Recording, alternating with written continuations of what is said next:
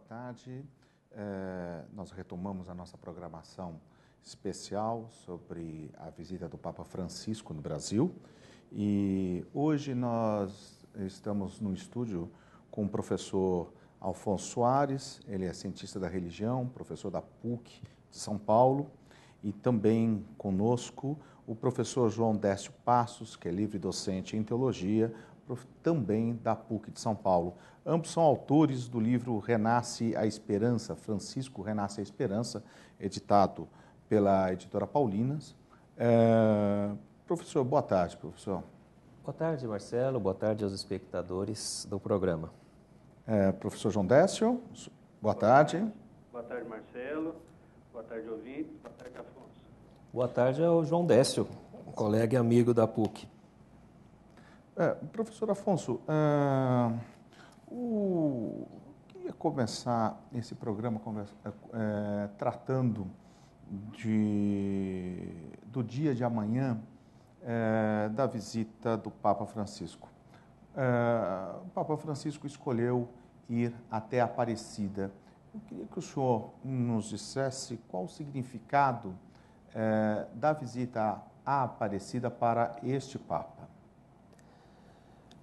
A visita à Aparecida me parece ser muito significativo até do programa inicial de Papa Francisco nesses primeiros 100 dias, porque ir à Aparecida significa retomar, trazer de novo à luz a Conferência dos Bispos da América Latina, que aconteceu ali em Aparecida em 2007, e Francisco, Jorge Mário Bergoglio, foi uma figura muito importante naquela ocasião.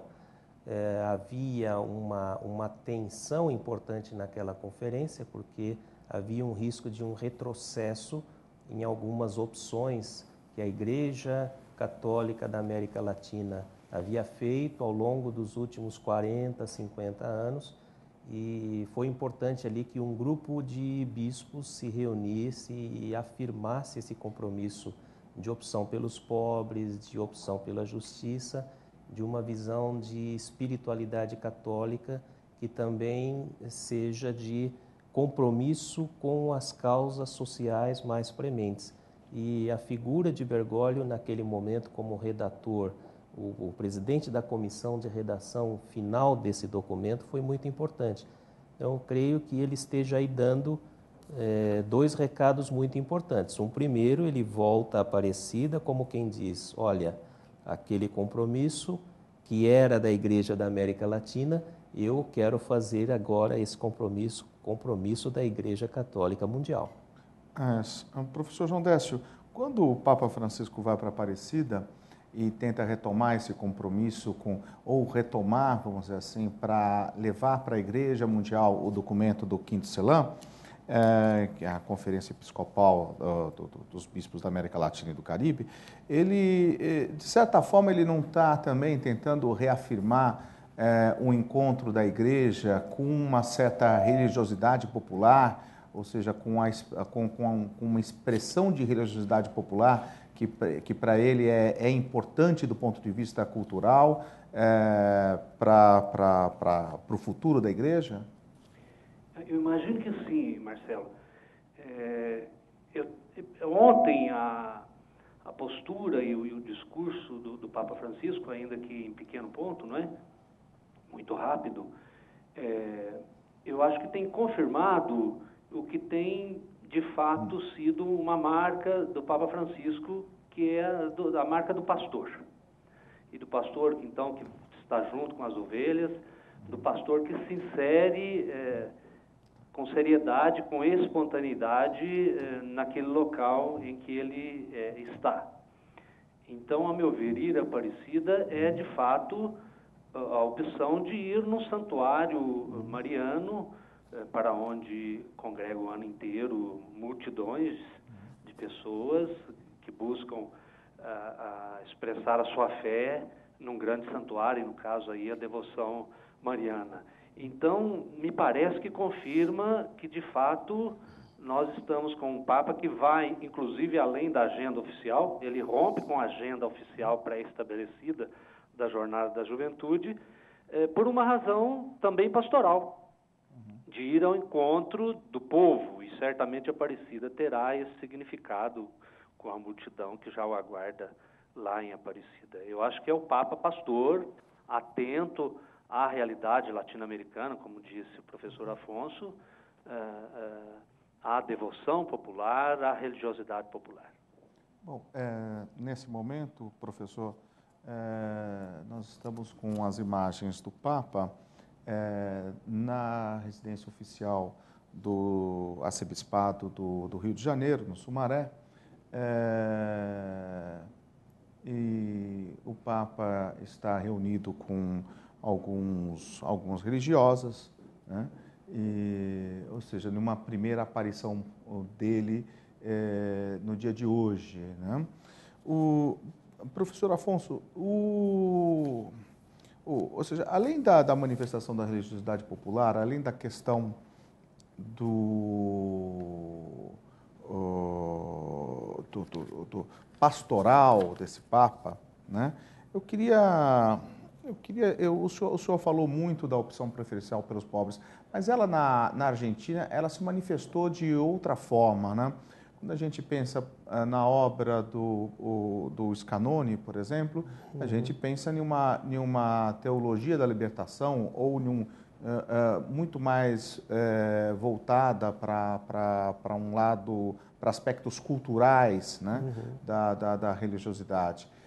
O senhor acha que essa espiritualidade, ao que o Papa Bergoglio muitas vezes repetiu, né? Ou seja, a chamada piedade popular, é ela que deve servir de orientação para essa ida às periferias do mundo, para essa evangelização, ou melhor, que deve servir de modelo para esse espírito missionário dentro da igreja que o Papa Bergoglio pretende desenvolver? Então, Marcelo, eu vejo que, de fato, esse movimento que foi conhecido como Teologia da Libertação, ele teve mesmo particularidades, né? Na Argentina, como você lembrou, Scanoni era uma visão muito mais filosófica e de diálogo, uma reflexão cultural. Nós tivemos no Uruguai Juan Luís II, que enfatizava mais um diálogo com a classe média, e o Brasil, de fato, foi talvez onde mais esteve presente essa inserção mesmo nos meios populares e uma teologia da libertação que falava de um cuidado e um carinho todo especial para com a espiritualidade popular, para com a devoção popular. É claro que ressignificada, mas, porém, o ponto de partida era sempre esse. Me parece que Francisco esteja ensaiando uma síntese muito interessante, né? De retomar esses temas fortes da teologia da libertação, mas insistir que o ponto de partida é uma atenção e um cuidado com uma generosidade até para com a espiritualidade mais genuína do povo sofrido, que fala a partir da sua dor, que fala a partir das suas buscas. Eu creio que essa devoção dele pessoal para com a Nossa Senhora Desatadora de Nós dá um pouco o tom disso, né? Não é que ele não seja um Papa intelectual, mas ele é um Papa de coração, né, que integra essa sua erudição numa sensibilidade muito forte para com as dores cotidianas do povo. Eu acho que isso parece ser pouco, mas é uma guinada importante na Igreja Católica nesse momento. Professor João Décio, o senhor acha que com essa visão o Papa Francisco tenta evitar os riscos que alguns setores da igreja apontavam, por exemplo, na igreja da América Latina, principalmente pós-Medellín e um pouco até Puebla, né? Ou seja, de que a igreja acabasse se transformando numa ONG caridosa ou que ela se aproximasse muito de uma interpretação da realidade, uma interpretação vista como marxista, professor? Eu acho que o Papa Francisco, nós podíamos dizer, ele é a a teologia da libertação prática. Para quem ou para além das discussões teóricas com as quais a teologia da libertação, nas suas diversas vertentes, como disse o professor Afonso, aqui e acolá, com o autor ou com outro esteve envolvida, então quais categorias teóricas, como fazer essa teologia. Eu acho que antes disso ele é uma figura prática.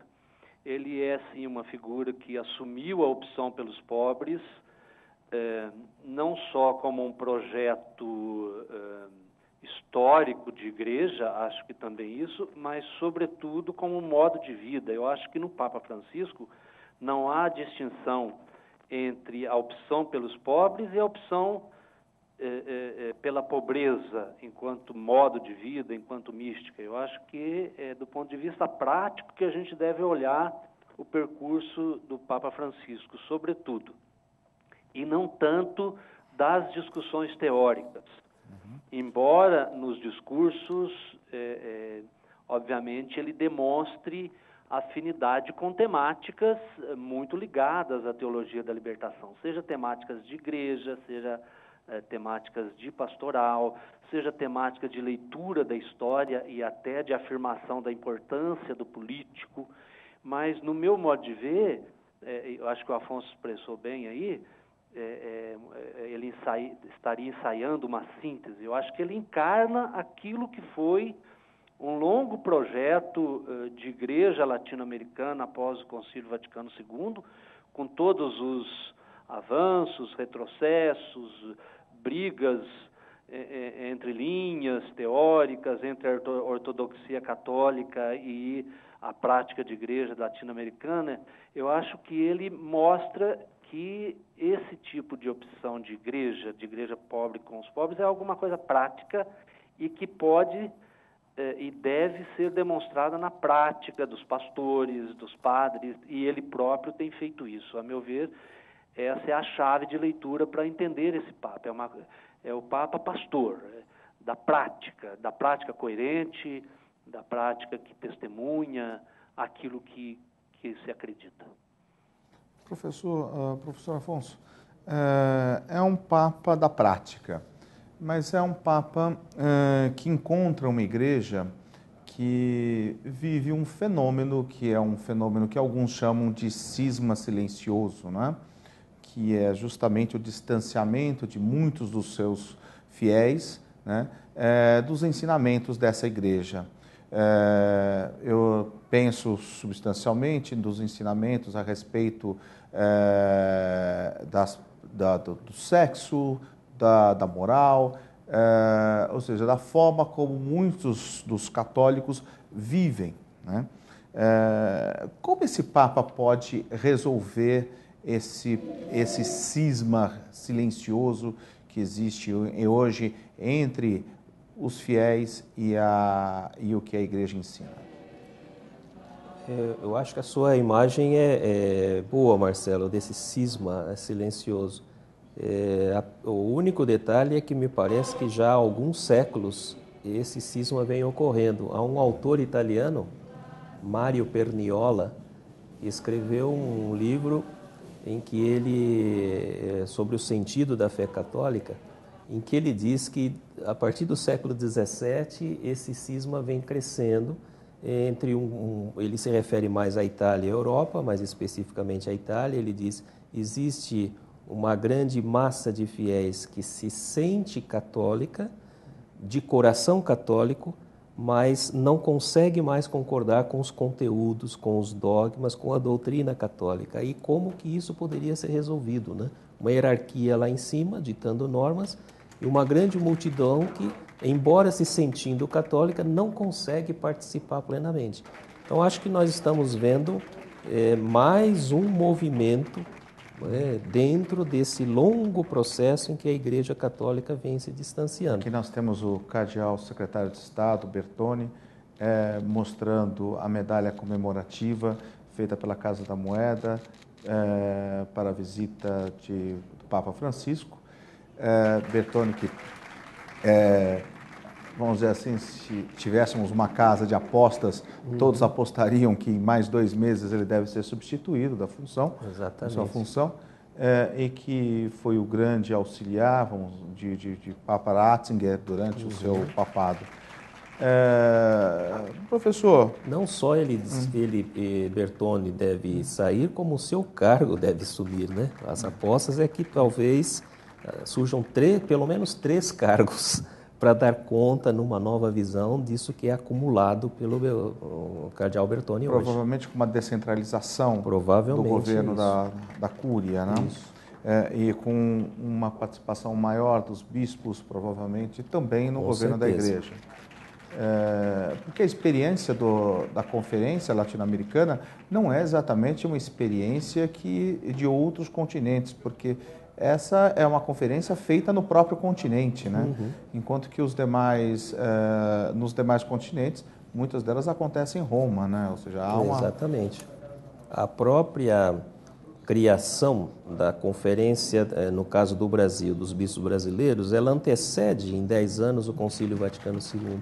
Então, há uma experiência aqui na América Latina muito original e que acabou influenciando em outras áreas do planeta. O Papa Francisco, com certeza, tem um grande desafio de retomar um pouco esse espírito que no nosso jargão interno se chama de colegialidade, né? Ou seja, um ministério de diálogo entre o bispo de Roma e os demais bispos do mundo. E ontem, no discurso que ele fez ao chegar, me pareceu que ele passou essa senha quando ele saúda, se dizendo bispo de Roma, para confirmar o trabalho pastoral dos seus irmãos de episcopado no Brasil. Essa frase é uma senha muito clara, ou seja, eu não estou aqui para ditar ordens, mas eu quero reconstruir uma nova maneira de trabalho pastoral e de diálogo entre nós. Professor João Décio, eu sei que o senhor tem um compromisso agora, eu queria agradecer a presença do senhor aqui conosco, tá? E desejar-lhe uma boa tarde, professor. Boa tarde, Marcelo. Boa tarde aos ouvintes. Boa tarde, Afonso. Boa tarde, João Décio. Professor Afonso, eu acho que, retomando um pouco o tema do livro do senhor e do professor Décio, Francisco Renasce a Esperança, foi muito comum, desde a eleição do Papa Bergoglio, que uma série de cientistas da religião, teólogos, que aqui do Brasil, muitos deles que passaram pela experiência da teologia da libertação, demonstrassem um entusiasmo enorme, gigantesco, com a eleição deste Papa. Mas entre vamos dizer assim, o povo católico, Dom Cláudio recentemente também dizia que havia esse renascer dessa esperança. O senhor acredita que esse Papa vai conseguir, de alguma forma, cumprir com todas essas expectativas que são depositadas nele, professor? Eu diria que Francisco tem um desafio quase sobre-humano, porque as expectativas são também desencontradas, né? Se nós tomássemos só como exemplo a juventude católica brasileira hoje, esses jovens, a grande maioria que estão na expectativa... Professor, eu queria só chamar a atenção. É um momento ao Papa, vivo. Exato, nesse momento ele deixa a sede do arcebispado, não estava absolutamente previsto essa saída do Papa hoje, ele deveria descansar, passar o dia descansando, e mais uma vez ele resolve saudar os brasileiros que foram até lá. Ele mantém a tradição de quebrar as tradições, né? Quebrar os protocolos. Ok. Desculpe, estão me corrigindo aqui, professor.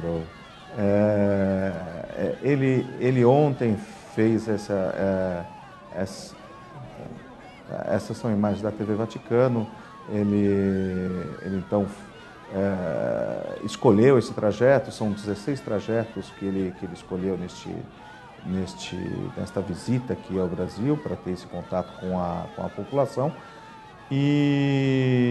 Mas nos dois primeiros, pelo menos nesses 2 primeiros dias, o Francisco ele se manteve muito dentro de por enquanto, dentro de um roteiro no seu primeiro pronunciamento, coisa que normalmente não ocorre. Ele normalmente fala um pouco de improviso, ele aproveita um pouco toda vez que ele tem algum discurso oficial, etc. E ontem ele foi muito mais contido, vamos dizer assim, quando se encontrou com a presidente Dilma Rousseff. O senhor acredita que talvez ele vai esperar a passagem dele pela comunidade de Varginha para aí sim fazer talvez o seu pronunciamento mais direto ao mundo político, à sociedade brasileira e provavelmente fazendo um paralelo com o que foi a visita dele em Lampedusa, ele talvez vá ali sim deixar claro a sua mensagem em relação às injustiças sociais nesse continente, professor? Eu acredito que digamos assim, o crescendo dos pronunciamentos do Francisco devem ter sido muito bem calculados, né? Me parece que ontem a mensagem era mais, e eu acho que aqui tocou mais fundo, ele ter se apresentado como quem discretamente quer pedir licença para visitar o nosso país, e talvez ali a ênfase tenha sido mais nessa direção, né? Se vocês me deixarem bater a porta do coração de vocês, durante essa semana eu quero conversar sobre algumas coisas, né? Então me parece que sim, haverá outras ocasiões e que talvez ele possa ser mais insistente, até porque se nós olharmos sem julgamento de mérito o discurso feito pela presidenta Dilma, ele está em perfeita sintonia com a doutrina social da Igreja. Então, o que se pode questionar depois é a prática e as concretizações, mas esse tipo de discurso tanto está de acordo com a doutrina social como com aquilo que Francisco vem falando. Então, me parece que ali, até pelo caráter diplomático, a situação diplomática, né, ele tem insistido mais nessa quebra um pouco de expectativas de visitas anteriores papais, né, até em outros países, quando o Papa chegava para decidir sobre uma doutrina, passar uma bronca em um teólogo, ou como fez João Paulo II em Manágua, diante de 2 milhões de pessoas, desautorizar o movimento sandinista e quase uma ruptura com a Igreja Católica naquele momento, né? Ele sinaliza discretamente ali, eu estou aqui para apenas pedir licença para conversar. Ele sempre foi muito duro em algumas manifestações em relação à política interna no seu país, na Argentina. Isso levou em algum momento à inimizade de Néstor Kirchner em relação a ele, que depois de um TEDx em que foi admoestado pelo então cardeal Bergoglio, nunca mais compareceu a nenhuma cerimônia em que Bergoglio estivesse presente. O senhor acha que a forma também como ele se dirigiu aos governantes que podiam influir na situação dos imigrantes clandestinos em Lampedusa, é também a forma que ele talvez use aqui, ou seja, ele não vai nominar ninguém, mas vai, vamos dizer assim, tentar tocar a consciência dessas pessoas. Seria mais ou menos isso? Eu acredito que sim. O Papa Francisco, sabidamente, é um jesuíta, com uma ordem que tem uma experiência diplomática de 500 anos, né? E um tato muito interessante, muito importante para combinar tanto a insistência na justiça social como contatos muito próximos diplomáticos com os governos de vários países. Então, acredito que ele saberá dosar o tom aí, né?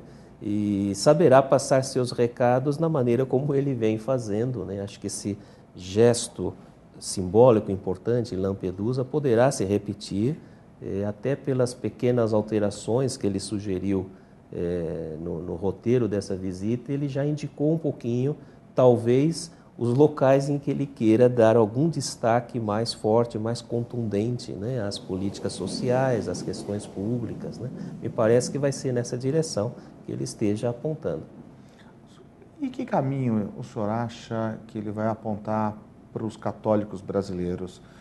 Porque nós falamos aqui muito nos gestos com significação social, com significação política, mas existe também uma outra dimensão que ele sempre faz questão de lembrar, como fez ontem, que é a dimensão espiritual. Sim. Ou seja, de que forma a dimensão, o que ele vai, Ratzinger, por exemplo, colocava muito a centralidade de Cristo, né, em toda a sua doutrina.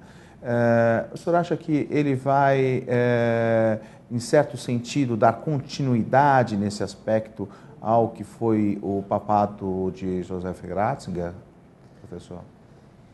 Eu diria que a maneira como o Francisco vem mostrando a continuidade com Ratzinger, com o Papa Bento XVI, é que é interessante, é que é inteligente da parte dele, né? Porque ele não perde a ocasião de mostrar essa continuidade em apresentações públicas com o Papa Emérito, a recente encíclica que ele publica, né? A Luz da Fé.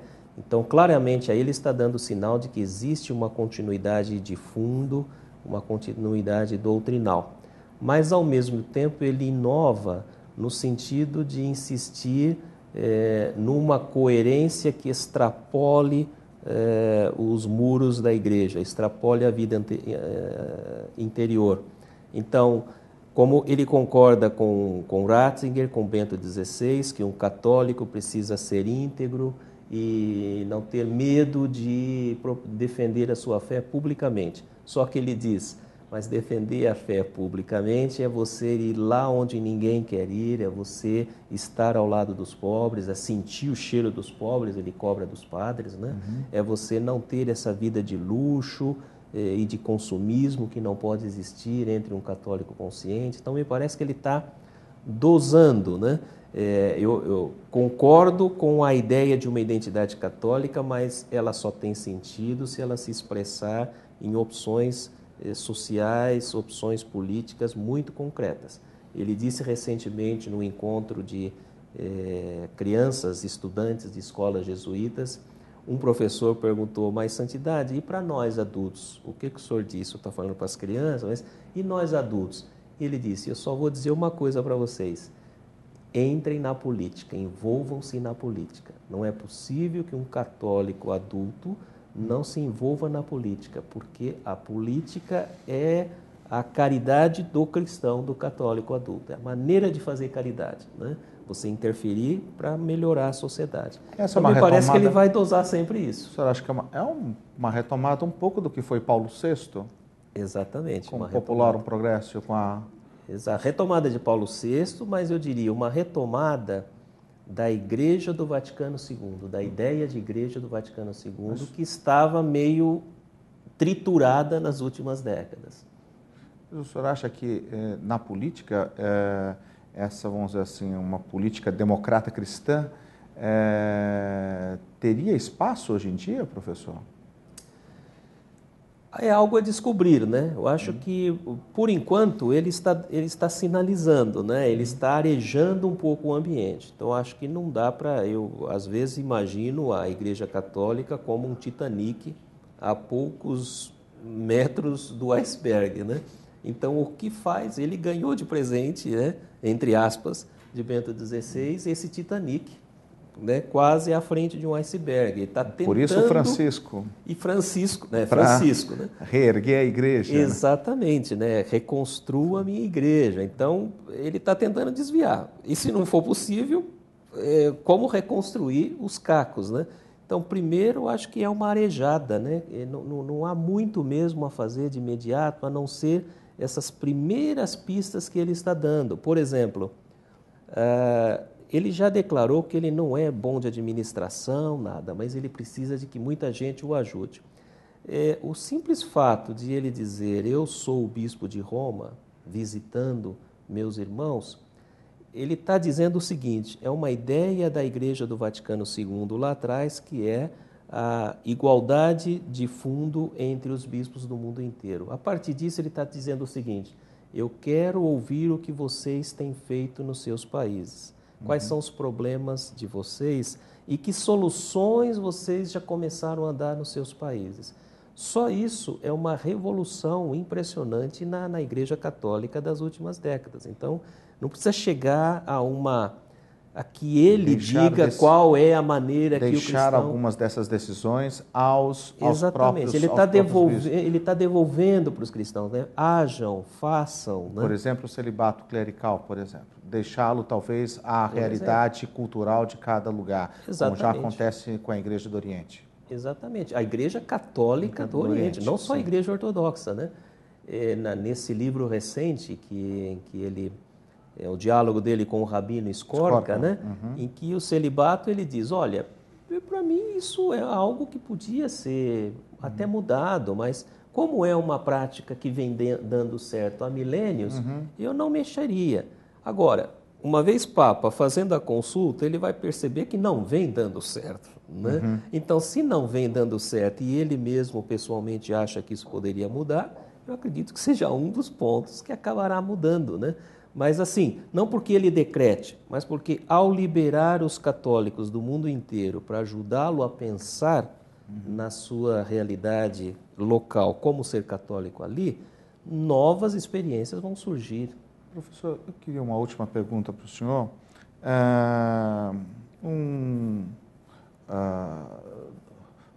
O senhor certamente o senhor conhece, o professor Beoso. Sim.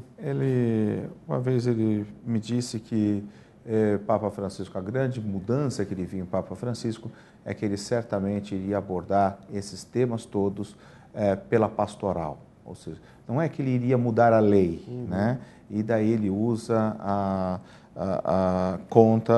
usa para tanto a passagem da adúltera em que Cristo é instado a decidir o que dizer sobre aquilo e ele não fala sobre a lei, né? Ou seja, ele simplesmente diz, vai e não peque mais, né?